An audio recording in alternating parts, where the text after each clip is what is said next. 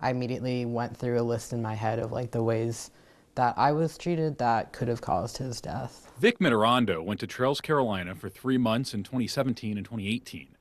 He's speaking out now in the wake of the 12-year-old boy who died during his first night at the camp. A search warrant filed by criminal investigators described how the boy had to sleep that night in a bivy bag strung up on a thick piece of plastic with an alarm that would go off if he moved.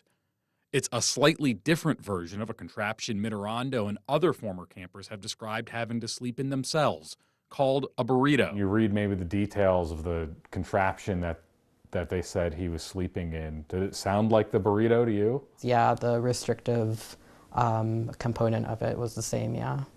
I remember I was on burrito for 2 weeks, and I remember not being able to sleep because I could not move. I could not breathe very well. It was just kind of like a cocoon.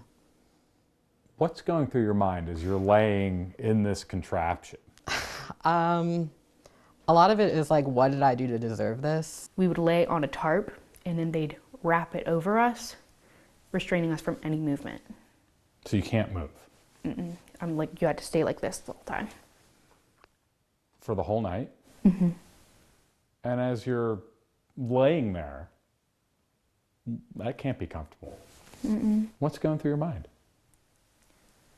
Well, at that point for me, I just didn't understand by the people that were my role models in my life, like my parents. I just didn't understand why would any parent send their kid here. This 14-year-old girl, whose parents asked we not use her name, went to Trails, Carolina in 2022. When I heard about the death at Trails, it hurt me a lot more than I thought it would, because my first reaction was I made it out, but he didn't. The Transylvania County Sheriff's Office said the medical examiner has ruled the 12-year-old boy's death as unnatural, but no cause of death has been announced. These are kids.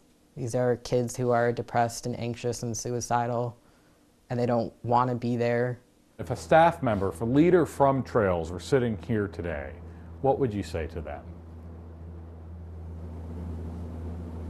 Shame on you. What you're doing is hurting people, and in some sick way you might think that you're helping them because of the amount of money that you're getting, but you're just hurting children. Reporting in Transylvania County, Nick Oxner, WBTV, on your side.